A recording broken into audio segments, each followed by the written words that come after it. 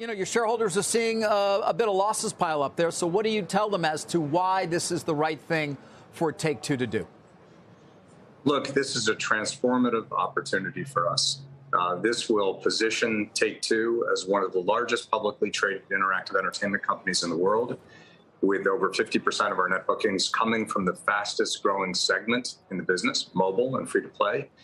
It also positions us to grow our collection of owned intellectual property. One of the things that we love about Zynga is, like Take-Two, they have a multiplicity of great titles that they control, many great titles, what they call forever franchises. We think that's a great opportunity going forward.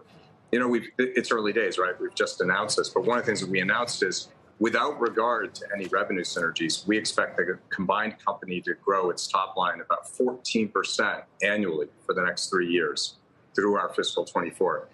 And yet we've also identified a minimum of $500 million in annual revenue run rate synergies by working together, by improving the quality of our collective operations, and by bringing new products to market. So we think it's extraordinarily exciting. Yeah. All right. Listen, we do see, given there is a stock component here, there is sometimes a natural arbitrage in terms of some people shorting the stock. But, you know, still down over almost 13%, Strauss. Not necessarily how you draw it up in the boardroom. What do you tell those shareholders right now? And what do you think in terms of the loss of, you know, almost 13% of your market value after you announce a transformative deal? Look, the math is the math. And I think if you solely focus on the stock component and the premium paid, you can understand the trading pattern. However, we're building this company for the long term, and that's always been our approach.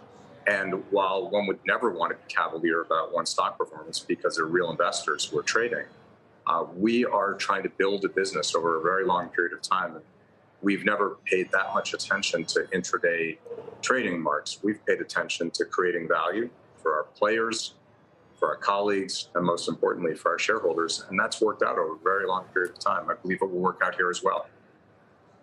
Now, Strauss, it's Jim, and it's always good to see you. Thank you for coming on our show. Thanks, Jim. Great to see you. One thing I was confused about, this is normally a level where if you weren't doing a deal, I think you'd be buying a lot of stock. That the stock has gotten quite cheap versus where it has been. What do you do with the existential crisis of basically saying, listen, my stock is down so low, boy, I'd love to buy it, but you're issuing stock? We are, and we have color around the transaction, which protects that, of course, within a range. And we did do a buyback recently. We bought back a great deal of stock at a price of about 158. But as you know, we can't project around intraday movements. We have to make long-term strategic bets. And in the fullness of time, I believe this will prove to be a very successful one. Shepard Smith here. Thanks for watching CNBC on YouTube.